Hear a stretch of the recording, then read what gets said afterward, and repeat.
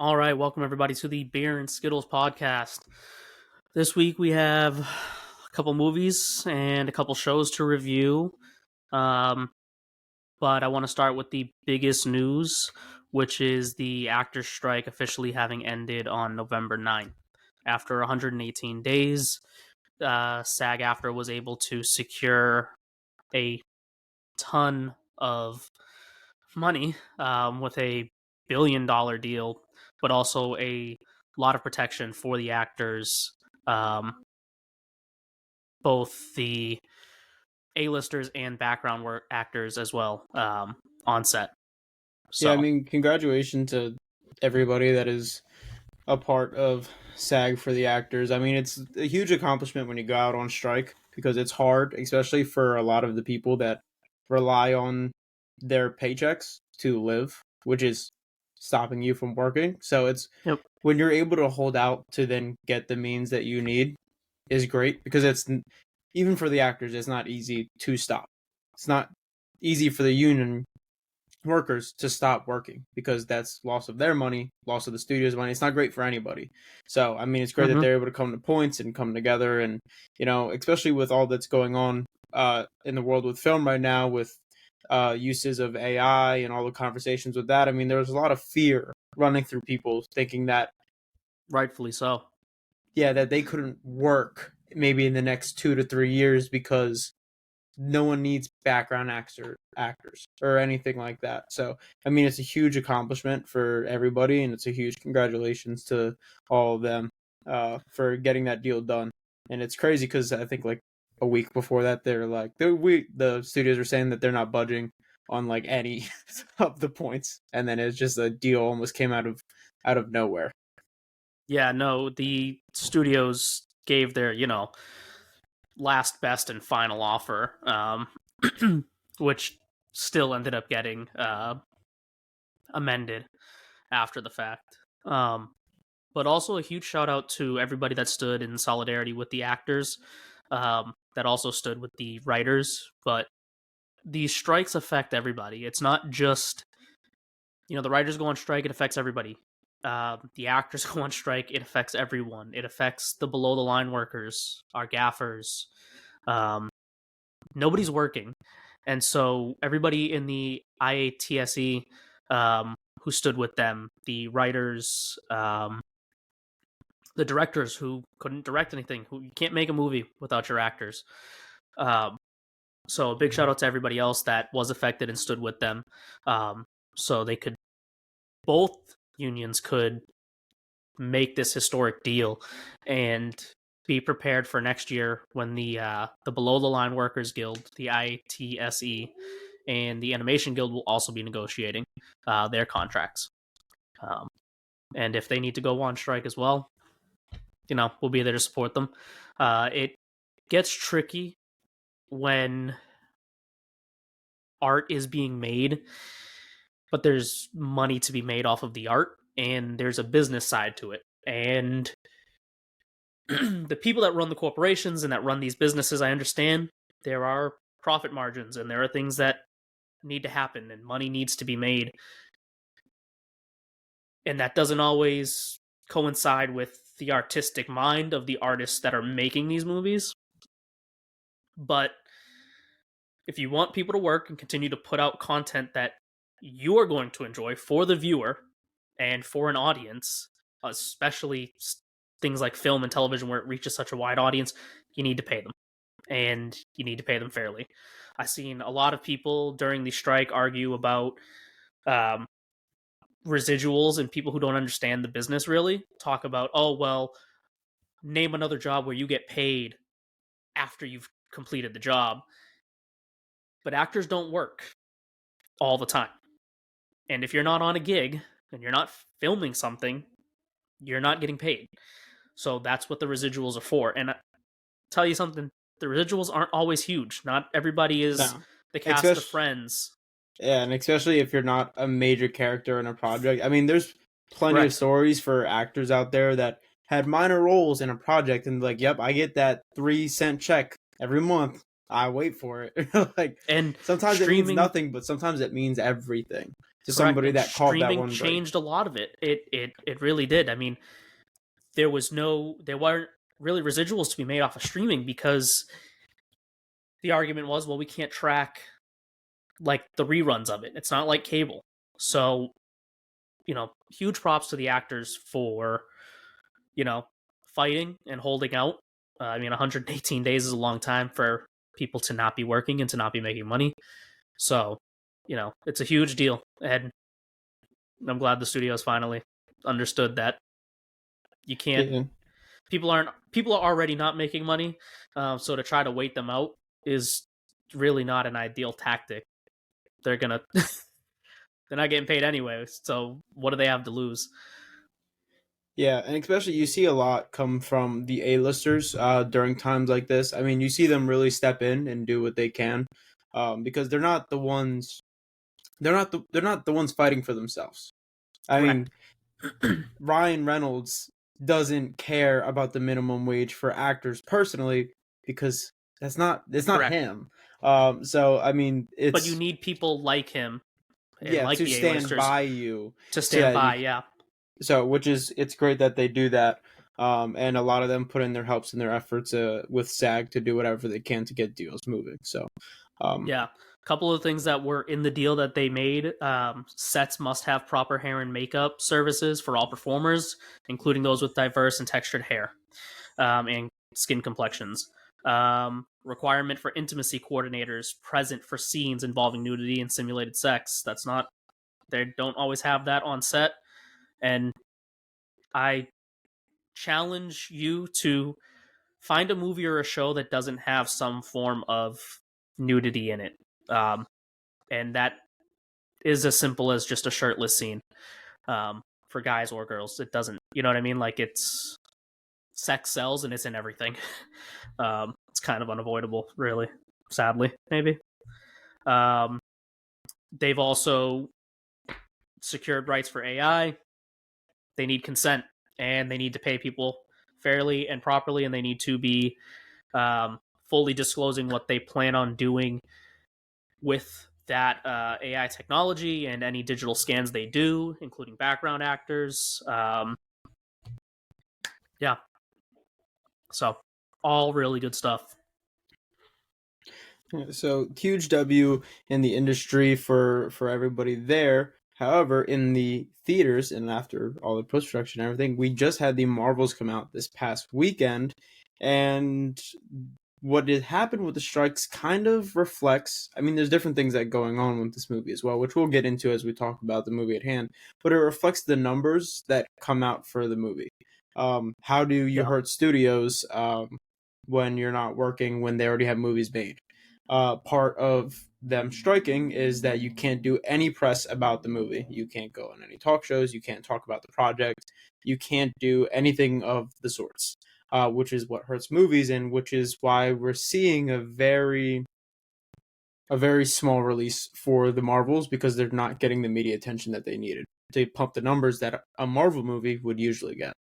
Yeah, so the Marvels did 47 million. It made 47 million at the box office domestically opening weekend, and it made 110 million globally.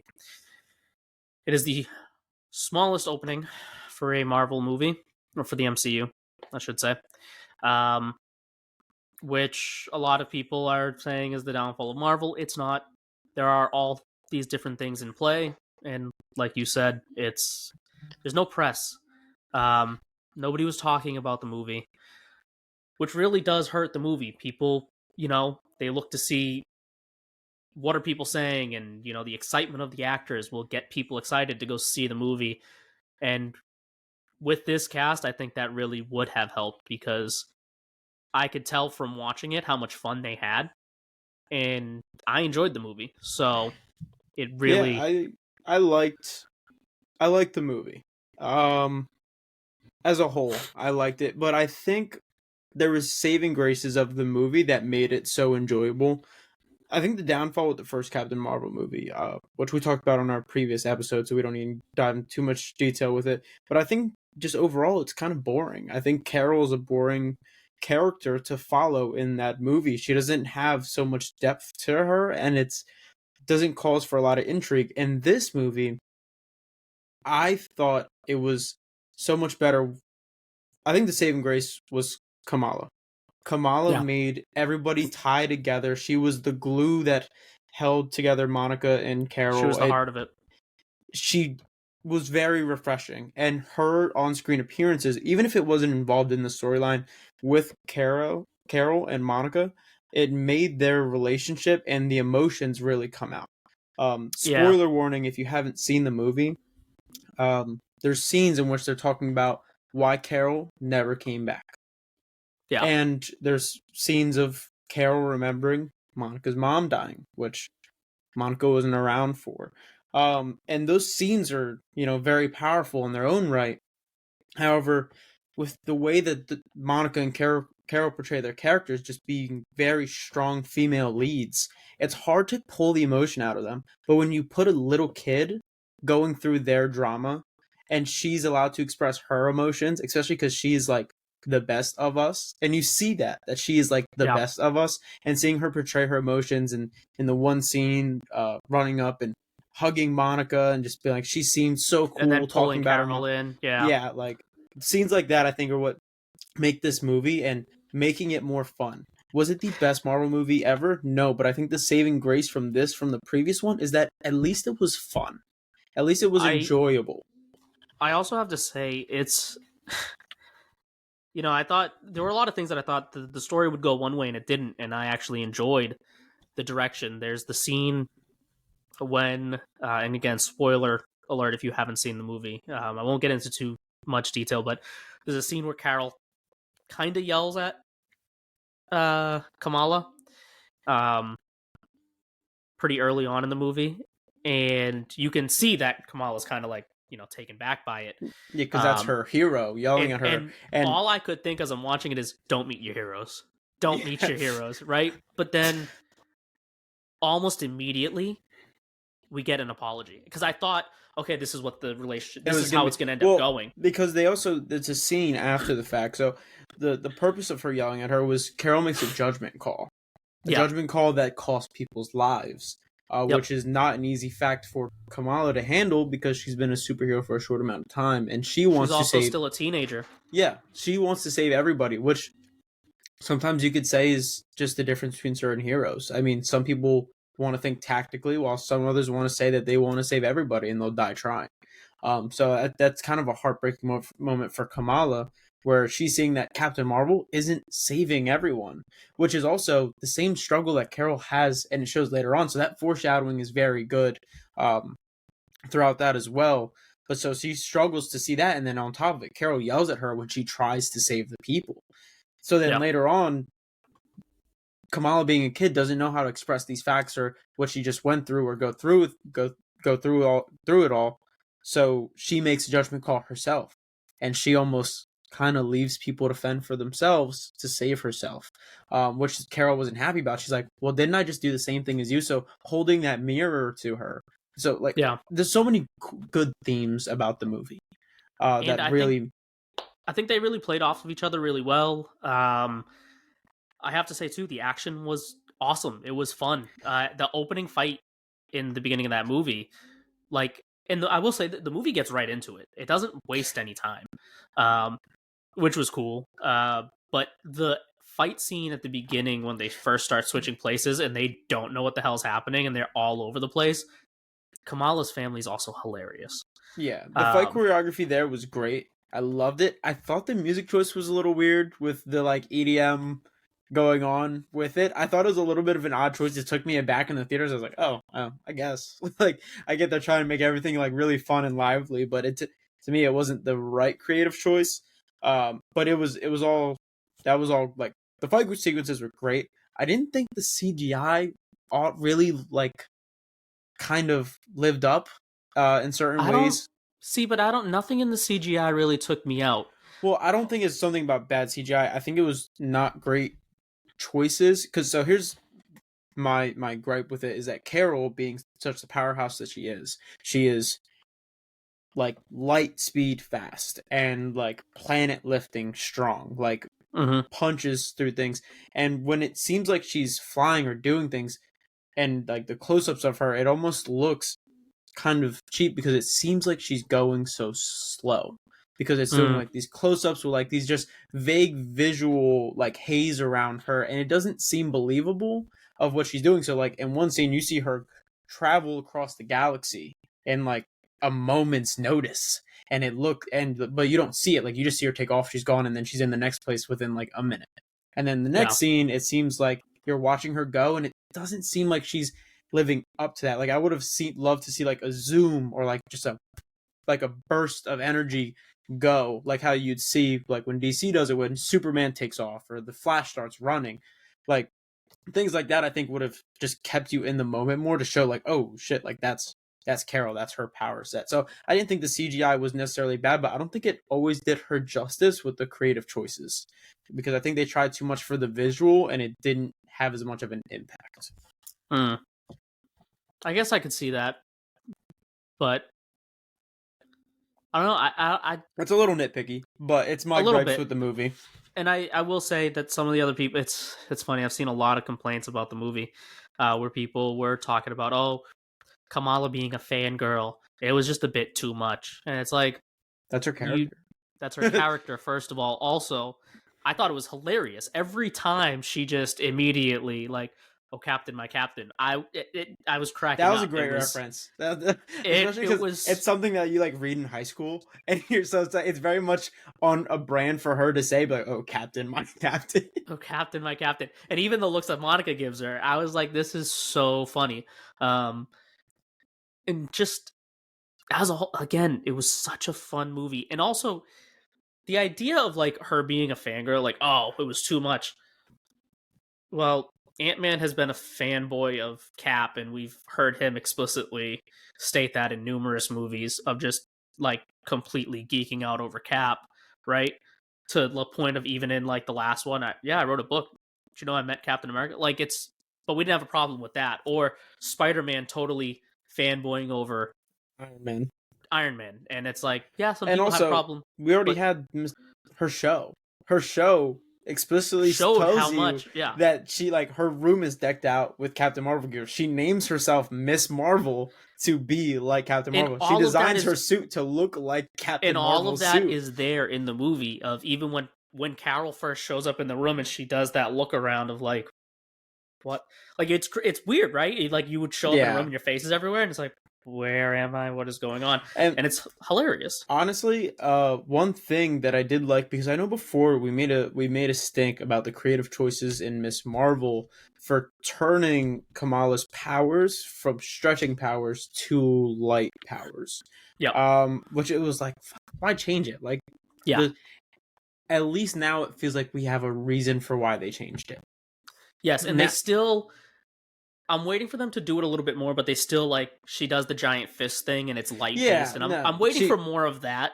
Um, you know, I want to see her like kick somebody and it's a giant foot of light or something. You know what I mean? Like I wanted to see more of that instead of just the light like platforms and stuff. yeah. But But I think it's a step in the right direction that at least they gave an because before it was like, okay, so she has energy powers, why?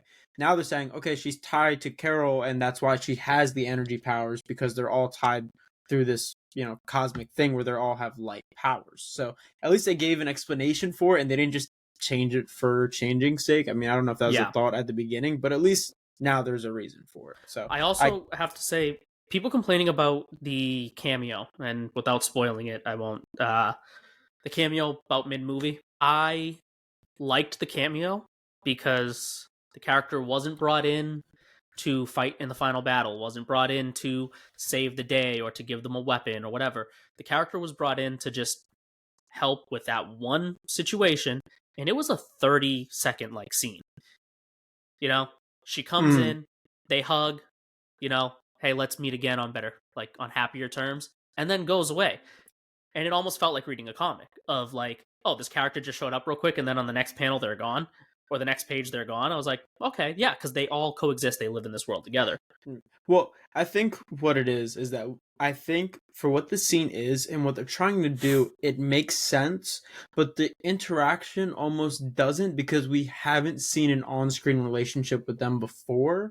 So like obviously things happen in this universe that aren't caught on camera. Like, Hmm. not Yeah, literally, but in the universe, things happen that aren't being shown. yeah. However, it seems like we're not really. It felt the interaction But felt forced because it felt like something we weren't really getting but beforehand. I will say this for fans that are, because I'm seeing it and we're about to get into Loki, but for fans that are just theorizing after the Loki finale, right? You have these crazy, and I've seen people come up with these like insane theories and really put a lot of thought into the Loki finale. A little bit of thought would say, well, the character that cameos in Cap in the Marvels is kind of important now and has a big role in the universe. So these two people meeting or knowing each other isn't that absurd. I guess. Now, I know we have to move on to Loki soon, but it'd be criminal if we don't talk about something. And so I'm going to say huge spoilers ahead. I would say skip at least 5 minutes and work your way back if you haven't seen the Marvels yet. If you haven't seen the Marvels yet, stay all the way to the end, watch the credit scene. Yeah, You won't regret it. But yeah, we're it was about to awesome. talk about that right now. So skip ahead if you haven't seen it. So we have two scenes at the end of the movie. The first scene showing One of my not favorites. One of my favorites. showing the Young Avengers. So for everyone that's seen it, obviously you had Kamala in there with our new Hawkeye. So I mean, it's the formation of the Young Avengers, which is a quintessential part to the story of Kang. I I mean, the Young also, Avengers are so big in what is going to be coming, and so yeah, that we're seeing this formation like before us is great because that means they're doing things true. So I mean, you're gonna see these kids that we've seen on screen coming together. I mean, we had Ironheart, we have Kamala, right. we have Hawkeye, we have Cassie, and I'm sure we're gonna have more kids that are going to be introduced. I mean, if And the rumors are right, we have Wiccan should be appearing. I mean, yes, Wanda's kids already exist. We've already yes, they seen do them. already exist. Yep. Um, but it is rumored that Wiccan will be in at the Agatha show, which will be great. Um, that means Speed is somewhere out there in the universe.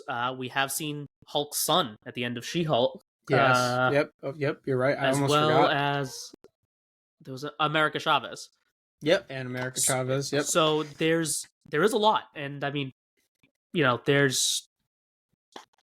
there's still more characters to introduce. And there's a lot of potential, I think, with possible future characters. I remember in the Young Avengers like animated movie a long time ago, like Captain America had a son. I mean, you never know. Cap's 90 fucking years old.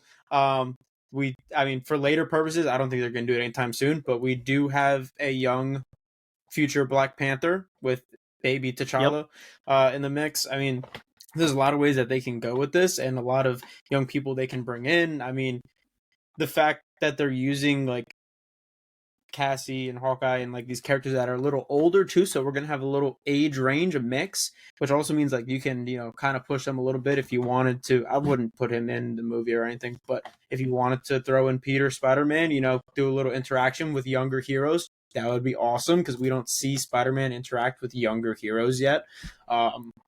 there's So also Elijah Bradley, who I was just looking up. He was in the Falcon and the Winter Soldier show. He's Isaiah yes, Bradley's son or grandson in the show. I can't remember if they changed it. I thought it was Um, grandson. but in the comics, he did take up the mantle of Cap at one point. So, you know, they could do something there, maybe change the origin a little bit because I know Sam is Cap now. But Yep. yeah, I think the scene is a lot of fun. It also calls back to the very first post credit scene that started off the MCU with Samuel L. Jackson approaching Which it's Tony. like a twofer too though, because you also when back during the Hawkeye series when she gets home, you know, she's eating in the dark, talking Black Widow's sister, I forget her name. Oh, Yelena, when Yelena was there. Yeah, when Lena's there. So it's almost a double callback because you had Yelena eating just in the dark randomly, but you also had Samuel Jackson recruiting, so it was her recruiting as Yeah, like yeah. playing that Samuel It's every Jackson time role. this poor girl comes home, somebody's just in her apartment Yeah. that And she doesn't know. honestly, I never saw making Kamala maybe the leader, but I don't hate it. I I don't like the hate it. idea of having like this little campy girl like trying to bring together the team. So I think that's all just so cool. And I think there's a lot of places, and that means hopefully again if they do it right, we're gonna get an Iron Lad. Iron Lad being Kang, if they'd want to do it correctly. Potentially. So bringing Young Avengers makes you feel like that's a possibility to come. Yeah. Now, post credit scene, big deal, really big deal. Again, hopefully, I'm gonna just reiterate it in case you skipped ahead because we're about 5 minutes ahead of when we started that conversation. Skip this. Give me another like 3 minutes. If you have not seen the Marvels. In 3, 2, 1. So in this post-credit scene, for all you guys that are listening, should have already seen it. We have gotten a look at the X-Men. We got Beast. Our Beast first was in the post-credit X-Men. scene. Yeah, our first look at X-Men. I don't know how they did it because I know there's the restrictions with contracts and stuff. I guess Beast is the perfect person because you wouldn't know who played him. I don't know who played him. Well, it's Kelsey Grammer. It's the same So actor who played him before. Yeah. Okay, so Beast is the perfect person to do it for because you'll never know who played him and who didn't play him. Also, it's a multiverse thing. So, like, it's just the perfect lineup. It's really cool that, she's in the Fox universe now. Also, for everybody that is, preying on the downfall of the Marvels, unfortunately, like it or not, see the movie or not, Captain Marvel is going to be, Carol will be a part of the Avengers going forward. Kamala will be creating and leading the Young Avengers, and Monica is now going to have a very big part in the multiverse team coming back because she's no longer on her Earth. So, yeah, see the movie or don't, but you're going to be missing out quite a bit of story because there's a lot happening. Again, spoilers, Carol's back on Earth. You know, this puts her in a perfect position that when things start happening, she's going to be there with the Avengers. This isn't like Endgame and Infinity War where she was off planet. So she's going to be a big role. Kamala's going to be a big role. I mean, there's so much to come. Watch the movie. I don't care if you don't like it or if it's not your cup of tea. You should watch it. I mean, if you're it was a lot of fun. It was a lot of fun, and I think it's going to be a big deal. I think those scenes alone at the end are worth the watch if you don't love the entire movie. But I do think that it is a good movie. So not just the Marvels releasing this weekend, we had the finale of Loki this weekend. So pretty cool week for Marvel. And Loki season 2, what are your thoughts? It was slower at first. I don't even know if slow is the right word. You kind of get jumped right in. But it doesn't have the same emotion at first. It feels like it's just kind of running through it and like you're just going off of the effects of what happened last season, but you're not really at the emotional levels that they left you at, is what I think. Well, I think gets into it later, but I think at first, like, I was like, season 2 is not season 1. Like, I'm not getting it. I think it is. I think what it is that we're already in a heightened state when we start, and it's hard. Sometimes it's hard to build when you're already at a 10, and we pick up right where we left off, and so Loki's at a 10. He's heightened because he's like, we have like this is bad. This is terrible. We got to do something. And it keeps ramping and ramping. The finale in particular, I have to say, phenomenal writing because for an episode that has minimum action, I was on the edge of my seat the entire episode. I was hanging off of every word. And Tom Hiddleston is just fucking amazing. And Loki might have one of the best written arcs in the MCU now. And I think that's possibly true. Going into before Loki had his own show, I could have been the biggest Loki hater. I mean, everybody people fanboy for Loki. And I think the only reason for that is because he was the first villain that the Avengers fought. So it's like that, just that nostalgia and that effect of, oh, we got Avengers, and then Loki was there. So like this was the start of it all. So, there was all that love for him. And, as a villain, I didn't think Loki was all that good. I mean, he was just jealous of his brother and wanted to take over Earth, but he didn't give me like the greatness that I got from other villains. Like I think that I got from William Dafoe, or that I got from Ultron, or that I got from Michael Keaton. Like, I think there's so many cool villains, like even like Russell Crowe. Like there's so many like people that I thought just did a better I job at being a think, villain than Loki did. So I wasn't sold on him ever. But with his new arc, this new arc is something I can get behind. but I will say Loki's growth has always been, look at Loki. He's just trying to find his place. You go back to the first movie, he finds out he's really not even, Odin's son. He's not even in, so he's constantly trying to find his place. And at first, he thinks that's a throne. He thinks that's by ruling. But we see him change, his character change, and the growth. And initially my fear going into Loki, because at the top of Infinity War, he dies. But he sacrifices himself trying to save his brother. This is not the same character we've even watched across the Thor movies, the first Avengers, and onward. He sacrificed himself. The sun will rise on us again, And then when they bring him back, it's the Loki from the end of Avengers 1. And I'm like, damn, all that growth is gone. Mm. But what's really good writing is that, and maybe it speaks on like, fate. He was fated to still be the same person who sacrifices himself, and I'll tell you even more this time around, to save the universe.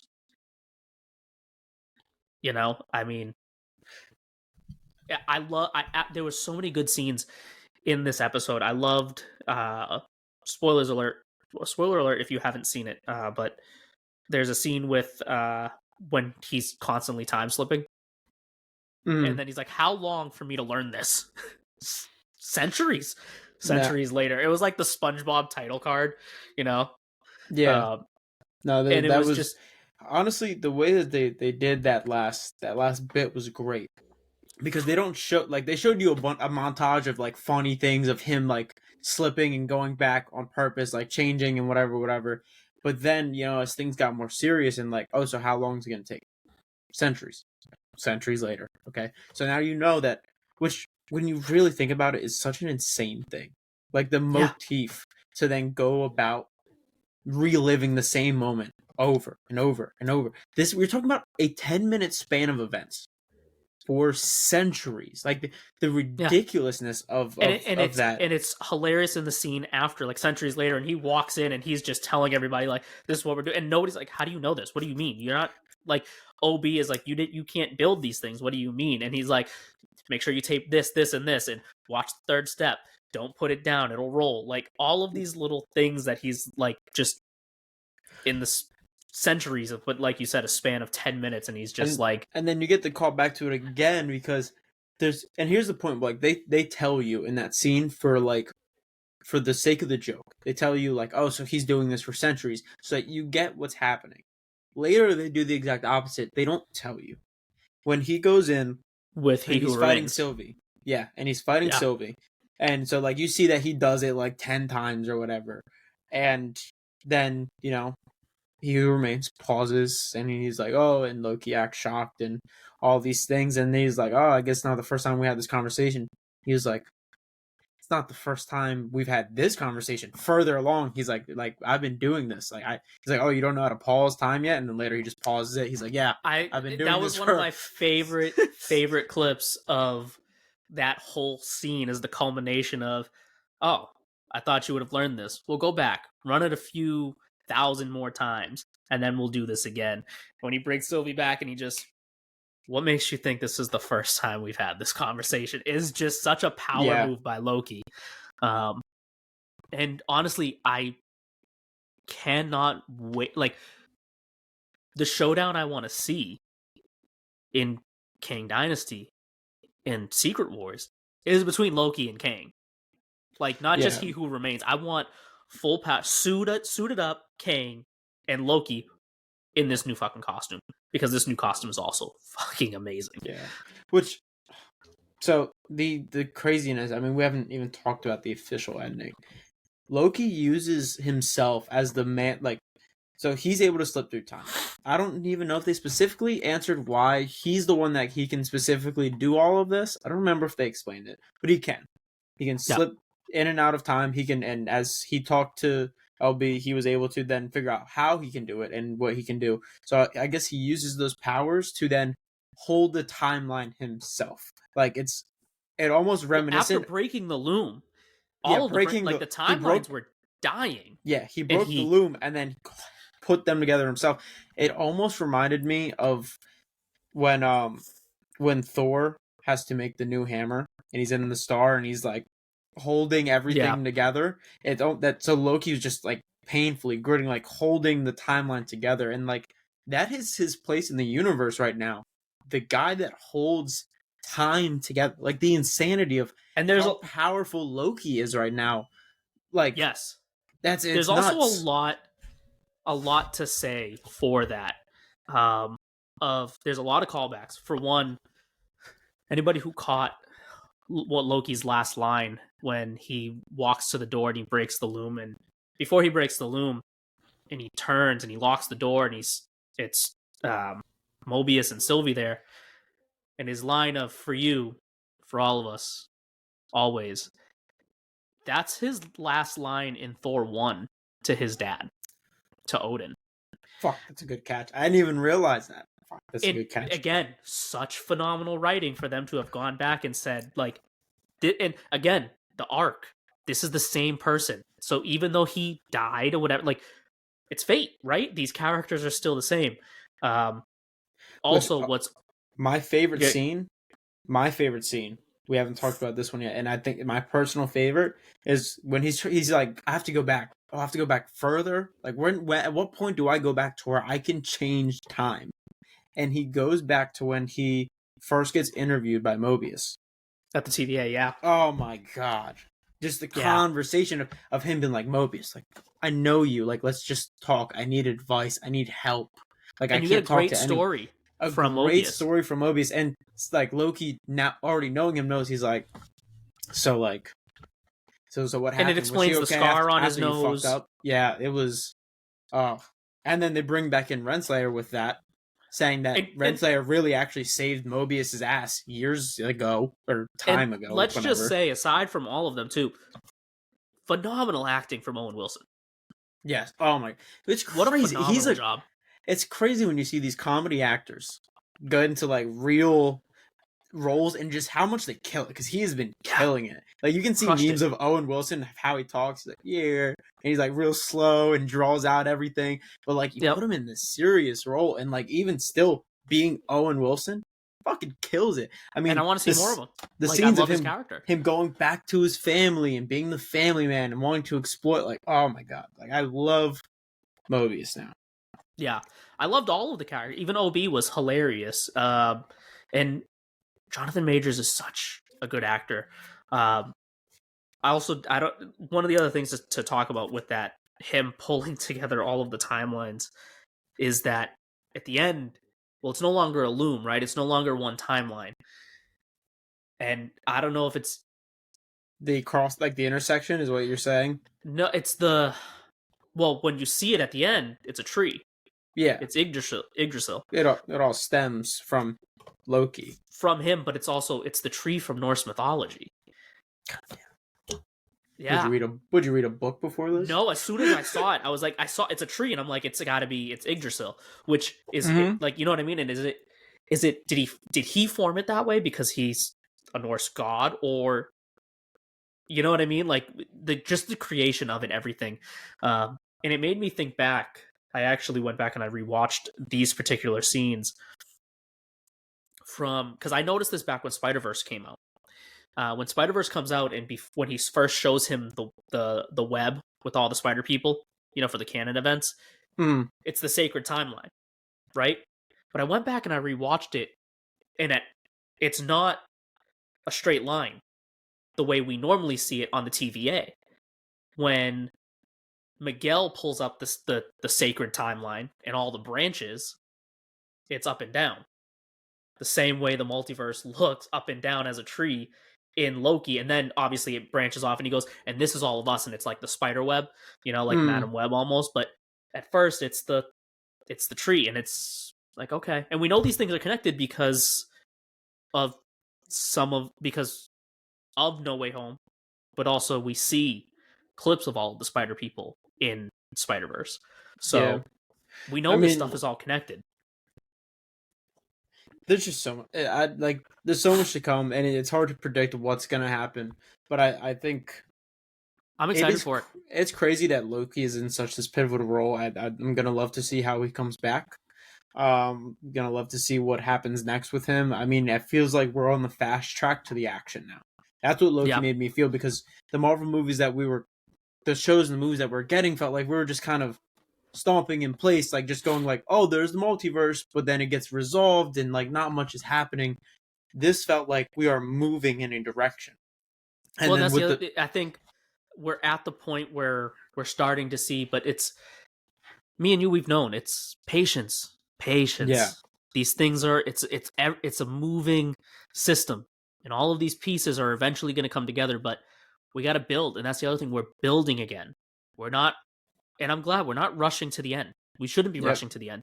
Let And us build back. you're gonna have, this point, because right now it feels like we're racing, but the next show is gonna be next show's Echo, right? Yeah, I think we are getting it. Before Echo, we might be getting What If season 2. But Not as huge so of a deal, but even if you yeah, get What If, and then you're going back down to Earth. Now you're yes. getting the small, intimate storyline. So that's what I'm gonna love seeing going forward. I want the grand scale, but I want the street level. I want to know what's personal about people. And you know what? We're gonna go back and forth on that because we're getting Echo next as the show. We're only getting one movie as of right now. We are only getting one Marvel movie next year, which will be funny to see the opposite reaction of people saying there's too much content to there's not enough content because you just can't please people. The movie we're getting next year is Deadpool, so that's going to be a big movie. Which is also a weird one because it's currently not connected to anything. Like As the far as we one, know, well, you can do anything with Deadpool, and it could end up being, but he's the one character in the MCU or created by the MCU right now that has zero connection to anything in the MCU right now. yeah. And even if he does, like, there might be an end scene that makes him heavily connected to the MCU, but that movie isn't going to be, most likely, I don't think is going to be MCU heavy. So If what I'm hearing is true, I think the one aspect of the MCU that is playing a part in it is I think we're getting the TVA. mm, But also, let's not forget, Deadpool is a Fox character.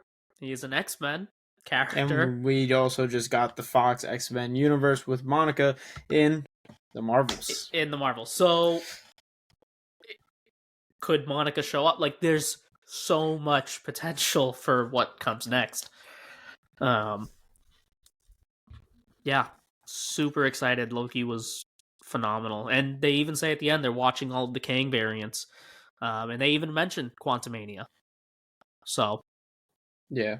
So it's going to be great to see, but Marvel isn't the only people killing it with superhero TV shows right now. We also, about a week ago, got um the finale, finale for Gen V, yeah. which is the spinoff of The Boys, for those that aren't aware.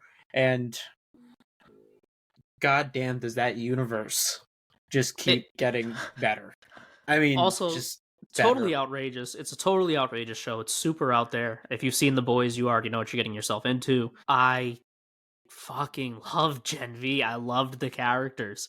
They're so fucking compelling, and I also love just the way they brought other issues into the show and approach them through this superhero lens, like with Marie having to cut herself in order to use her powers, at least at the beginning, and for Emma having to throw up and purge in order to get small, and Which they I even guess talk is about it. over now. Like, I think she can do it more on command, because there's the one scene at the end It's where she just shrank which is automatically. my favorite, which might be my favorite scene in the whole finale. The scene with her and Sam is so fucking good. She's such a good actress. When he's telling her, and I get it, he's telling her to push her away because he doesn't want to hurt her. Um, but when he's telling her all of this of like, you just You're just looking for somebody to. You just want to be accepted. Blah blah blah. Blah. That's why you did this. That's why you saved me. You saved me to save for you, for yourself. And when she screams at him, she's like, "No!" Like I felt the emotion, and it was. I was already, watching, but she drew me in even more. Yeah. And the scene is really short, but then, yeah, she shrinks. And Sam seems like the same character throughout, where he's just this tortured soul that is so much like a child because he didn't have a childhood, like he didn't have anything growing up. So he's just this childlike tortured person. It felt really quick, but like right. The way they did the evolution of his character by just having But he them. also has. There's more to that childlike nature of him. It's more than just him not having a childhood. He very clearly has a mental disability as Yeah, well. He's something. I don't know probably what it is. schizophrenic. I mean, he's seeing puppets, which is also. But I mean, it's interesting. I obviously, because they show the flashbacks. I know there's things that aren't right with Sam. So there's things that aren't, but I don't know if that's typical disability stuff. And then his isolation drove him to seeing puppets and schizophrenia and seeing people. Possibly. So we could also have that turn with it, because they might have put him in there because they thought that like he could have anger issues, he could have ADHD, he could have, be on the spectrum of some sort, which makes his powers hard to control and hard to market him as a hero. So they took him and left Golden Boy. But then his isolation, I think, drove him crazy, because I mean, he's at least down there for what, at a minimum 4 years, because when his brother got into college, he was already down there, and his brother was about to graduate. So he's been down there for at least 4 years, which is a crazy amount of time to be by yourself, to be tortured, to be electrocuted, to have no one to talk to just be in the same room eating the same slop. But his character progression, I thought, was very, it was the same, where he was like, I'm good, and Emma believes in me, so like, I just want to be with Emma, just moving along, I want to be with Emma. And then he gets to the point where they drag him out by saying like, oh no, Emma's gonna be there, like, yeah, just come on, look, just come here, show. And he's just so naive, he believes it, and he goes and like he's listening to the rally, and he lived college life for like 30 minutes, and he was like, oh, like this is the real world, this is what I've been missing, and he's like, and this is how they treat us. And because he's going off of the ideologies of the first thing he sees, which is the extremists. So then he becomes, and also the experience he's had, of like, people are bad. Yeah, people are bad because they tortured me. Like it was just the perfect. It's a limited thinking for him, and so they just brought him there, so that, and then he's like, no, I'm gonna fucking kill everyone. like we are like the dominant species here. Like that's like his. So like it was a quick progression for his character, but I think it was the right one. They did it the right way. So I really loved Sam's character. I want to see so much more of him, like going forward. Gen V compared to the boys, I hope that we get to cross over with these characters, and that it's not just that we're going to keep these shows separate, because now you have at the end, the main four, Mary, Jordan, Andre, and Emma, are now locked, it seems, in some kind of psych ward of some sort, which would be awesome. With no wall, with no doors, and no windows. So that'll be very cool to see what they do with that. But I would love, because so like now that these kids that were seen, 3 of them being in the top 5 of the next generation of superheroes, now kind of see the evilness behind Vought, that have a personal vendetta to go against the top, and like just that progression, because you don't see superheroes teaming up with like Huey and all them. So like you can see that mashup of maybe the next generation getting on their side, maybe them finding them in the psych ward, like Huey like breaking them out and whatnot. So it's gonna be, I hope they cross them over, and I'd love to see that interaction and see them go to head with like Homelander and some of the bad heroes. I mean, we know for sure from the creator saying that, the boys is going to pick up a couple months after Gen V, and the boys next season is supposed to lead directly into season 2 of Gen V. So these shows are going to be very interconnected, which I think is really cool. Also we had a post without end scene. I don't know if that was a post credit or an end scene, but with Billy. So Billy discovers the woods as well. Yes. Which Yep. could go anyway, because the woods is where the virus was created, which Billy would love to just exterminate all soups, or he could see it as the place where they tortured, and he might find his way to the Gen V cast. I don't know. The other thing that's happening there too is Mallory doesn't want that level of genocide against the soups. So if Butcher's trying to use the virus, where is that going to put him? Also, the virus actually, they don't own it. They don't have it. He is going to learn about it. Yeah, I'm sure he'll learn about it there, but the senator has it. Which also I loved, because the senator we got introduced to, and they finally showed that she was the one popping heads. In the last season, yeah. In the last season. But like, we're just like, okay, I guess she's a superhero that can pop heads. Now we know that she has the same powers as Mary, where she can control blood, which is awesome. It makes her moveset so much more diverse instead of just the head popper. And I think it'll cause for great things, because I mean, while it's gross and they're like made all the comments that it's not marketable, Mary's power is badass, and it is so OP when you really think about it. I mean, just think about like blood bending from Avatar, but on the grandest scale. She doesn't know the extent of her own powers, but I mean, you see it at the end when she explodes her arm. Yeah, she does it by accident. She always does it by accident. Like, she explodes the arm. She exploded that one dude's dick, like earlier in the season on accident. Yeah. But that one, and what's funny though is that one wasn't instant, right? Like, it started like filling up with blood. This is super graphic. I apologize, but like, it starts filling up and then pops. But like, her arm was instant, but it was also in protection of Jordan. Yeah. Which, speaking of, absolutely loved Jordan's character. Jordan's character is great. The way they did that story of Jordan being non-binary and their powers being able to change genders, but also changing their power set when they do. Awesome. Really cool approach.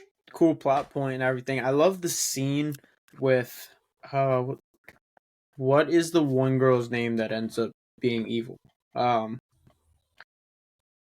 Boy's girlfriend.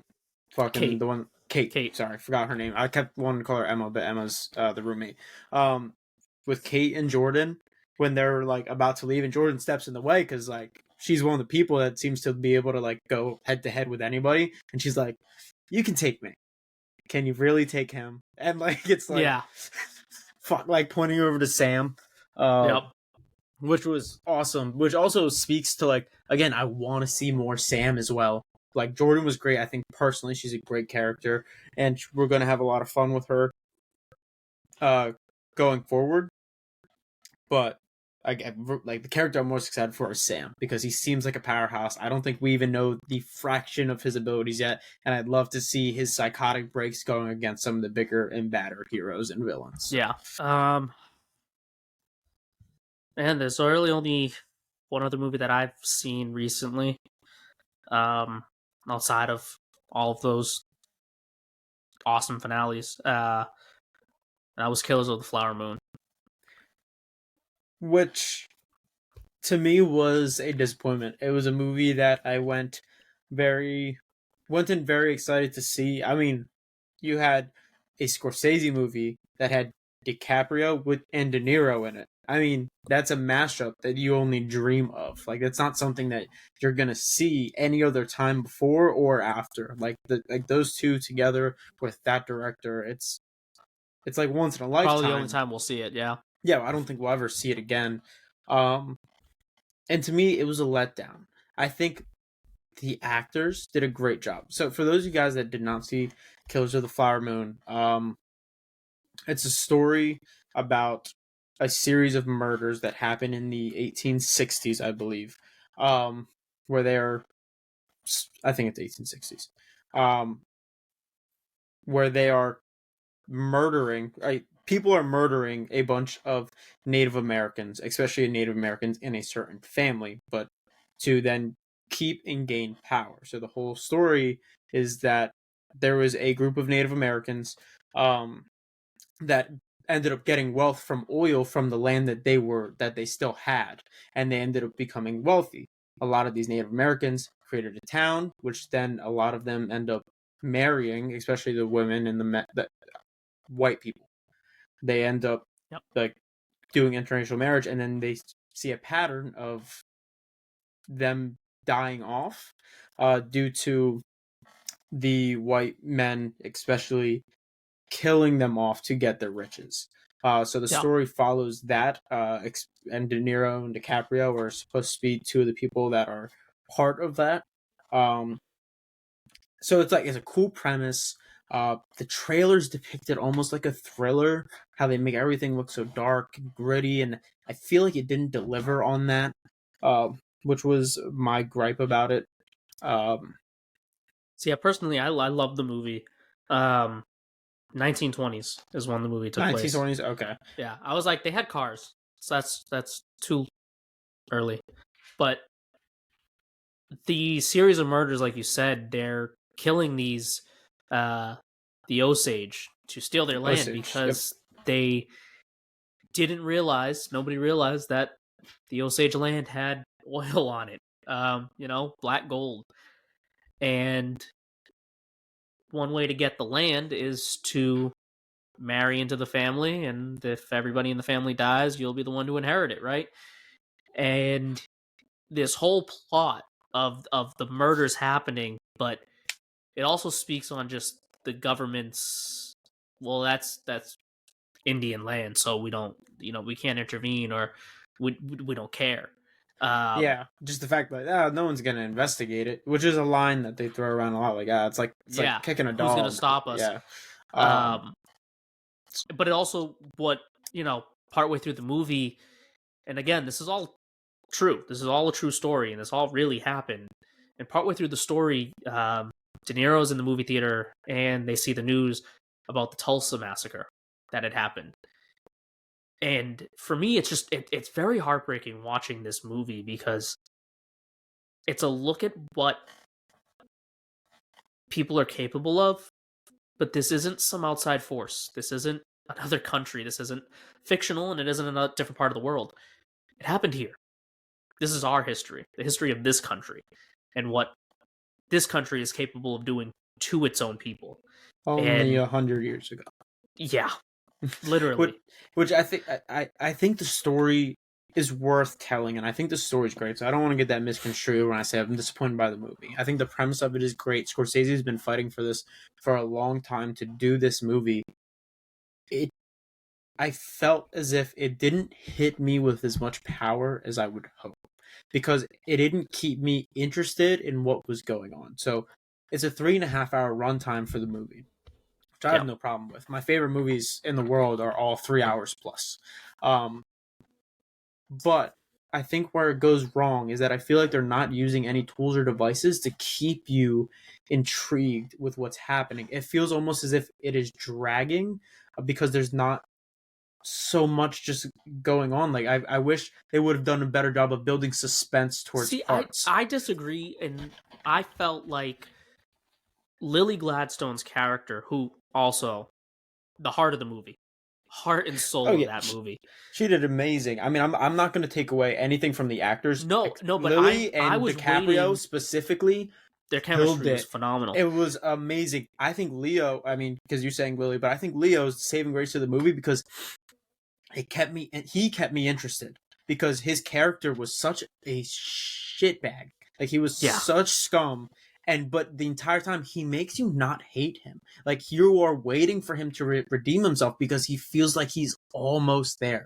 To do that with such a bad character is great. That was the only thing holding me into this movie, because they didn't build suspense. On the opposite, so the same side, so that coin of Leo just almost being at redemption and never getting there, right? He never gets there. Even up until the end, he was lying to his wife. And when she asked him, like, what was in my shots? What was in the medicine? And he still tries to deny it. But on the other side of that, what kept me in was, is she going to find out? Is she going to finally piece it together? Is she going to find, like, that kept me going of, like, to me, like, she's got to question it. She's got to question this. She's got to question him, and another, about halfway through the movie, when Jesse Plemons' character comes in as the FBI agent, I absolutely loved it. And there was a little bit of comedy in the movie. There were some funny parts. One of my favorite lines is actually in the trailer, but I love seeing it in the movie. Of, uh, you know, I came down from Washington to investigate these murders. You know, see about these murders. Well, see what about them? See who's doing them. Like it's like Leo again. Leo's so nonchalant about everything, but he's committing murder, and maybe not directly. He's Charles Manson. He's ordering hits. He's telling people what to do. Well, But and so I think it's crazy because DiCaprio seems like such a bad guy because he's going through it, but the real villain is De Niro. De yeah, one Niro hundred is the percent. guy calling all the shots, and he's ordering DiCaprio to do it. Like from the start, he's like, "Hey, you should court this girl," and then he's like, Yeah, "Well, you yeah. should do this." But he doesn't tell him to do anything. You tell this guy to do that. Like he uses him like a messenger boy, but he never stops. He never stops to stop him. So it's like the bystander effect that he Yeah. doesn't do anything about it, which makes him just as bad until the end when he starts giving her the shots, and then he is physically doing something, He's not just actively not doing involved. Yeah. something. He's actively involved. Um, Again, like there's great parts of the movie. I did not think it was deserving of the 3.5 hour runtime. I felt like the movie dragged. I felt like it was almost putting me to sleep. Because I'm not Scorsese, so who am I to tell him to do anything? But Yeah. if I were doing the movie, I would, because the way that the movie was marketed was very dark, very mysterious. I would have played more into that, to the fact where if it was a thriller, I would have made it suspenseful. I would have made it darker, grittier, something that keeps you on the edge of your seat with suspense. Or since it's technically a crime drama, the problem with it being a crime drama, I think, is that there's no mystery. From the very beginning, you know who's doing it, and I think if, especially with how good But I think DiCaprio and De I Niro think do of that's playing the I villains and think not that's the showing their point. villains. I get like it's in plain sight and you're supposed to see it for like the point of the story, but I think for the sake of the movie to keep people intrigued, I think something like that would have just done you better, in the fact See, that it would have kept people in I it, so that view you're it. like, oh my god, how could it be DiCaprio? Like he does such a good job of looking like the good guy.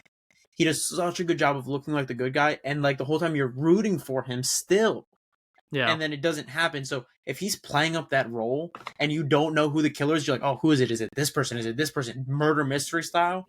And then I eventually you're like, think holy fuck, it was him the the whole time. It's so much more powerful. I think the point is not to be a mystery of who's committing these murders. I think it's supposed to be in your face of it's these white men. It's the white man. That's the problem. And and the point is that they keep getting away with it and it keeps happening. And it happened. And even at one point, the mayor, because everybody was in on it. Everybody was in on it. Yeah. After they blow up the house with her sister, and because coincidentally, De Niro went away to Texas, right? And he went to Fort Worth, and he comes back, and the house is blown up, and he shows up to look, and the mayor even tells him, and the police chief tells him, like, I think you're putting yourself out there a little too much right now. I think you're going too big. Like, but and even with that, nothing happened. They had to go to DC to get to beg the president and the government to step in and come do something about it. I think it's supposed to be in your face of it's not a mystery. We know who the problem is. And you know, and nothing got done. It still happened Yeah, for I a get the long time. point, but to me, I just, for the story's sake of telling the story, I get what he did. But for me looking at it as a film, I felt like there just could have been better things to execute. One thing I will say that I liked a lot. I still like things about the movie. I just thought that either it should have been done a little differently or the runtime should have been cut down. One of the two, because if it was a 2 hour movie, it would have had me. Or if it was the 3.5 hour movie with the adjustments that I said, it also would have had me. Because there was great things. The acting between the two leads was amazing. You're going to see them come award time. Come award season, those two are going to be in the running for a lot of things. I think the cinematography was great. I thought it was good. The ending specifically, where they use it like an old time story, was, I think, fantastic. Yeah. I mean, it's hard to explain. I mean, you might be able to explain what they were doing. Like it was like a show, Like they did it like a show, like they were telling a Yeah, story like of the past. and all, yeah, like the old time murder mystery dramas that they play on the radio. Um, the yeah, it's almost like watching like the ID Discovery, but it's on the radio, so it's all played out, and they have the sound effects. You know, they're doing all like Yeah. the acting and everything. So I loved the ending, and I love that Scorsese shows up at the end to finish off that story. He wraps it all up and gives like, you know, her eulogy, like her the obituary for her. You know, which I'm sure it was important for him. Again, he's been wanting to tell this story, so yeah. So powerful movie, not my favorite. Our opinions are going to differ on this one, but on that note, that is the end of this episode. So thank you guys for tuning in on this episode of the Beer and Skittles podcast, and I hope that you guys enjoyed the diversity of content between the the ending of the actor strike to a lot of superhero content to even a more heartfelt movie, and hopefully we can go into more details about different things and different topics like we did on this episode. So we hope you enjoyed it, and hope you guys tune in next week. Yeah, see you next week, guys.